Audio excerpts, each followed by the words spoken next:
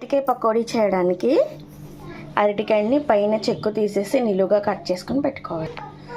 పైన చెక్కు మొత్తం తీసేసి కొంచెం వాటర్ వేసుకుని ఇలా పొడవుగా కట్ చేసుకుని పక్కన పెట్టుకోవాలి. కొంచెం అల్లం వెల్లుల్లి పేస్ట్ వేసుకొని కొద్దిగా కారం, కొంచెం సాల్ట్, కొంచెం గరం మసాలా, కొద్దిగా కొత్తిమీర, ఇవన్నీ ఒకసారి బాగా కలిపేసుకోవాలి. ఇప్పుడు కొంచెం బియ్యం పిండి 2 టేబుల్ స్పూన్ల బియ్యం పిండి వేసుకొని శనగపిండిని కూడా ఒక 2 టేబుల్ స్పూన్లు వేసుకొని మొత్తం ఈ మసాలాలు ఉప్పు కారం అన్నీ పట్టేంత వరకు బాగా కలిపేసుకోవాలి. ఇప్పుడు మనం కట్ చేసుకున్న అరటికాయ ముక్కలకి ఇవన్నీ బాగా పట్టించుకోవాలి. ఇలా 2 స్పూన్ల వాటర్ వేసుకొని కొంచెం కొంచెం కలుపుకుంటూ మొత్తంగా మెత్తగా కలిపేసుకోవాలి.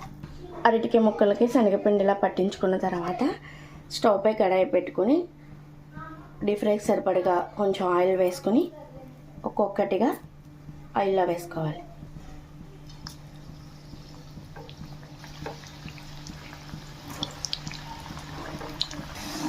ఇలా రెడ్ కలర్ రాగానే వీటిని తీసి ప్లేట్లోకి సర్వ్ చేసుకోవాలి. అలాగే కరివేపాకుని పచ్చిమిరపకాయలు కూడా వేడి వేడి అరటికాయ పకోడా రెడీ.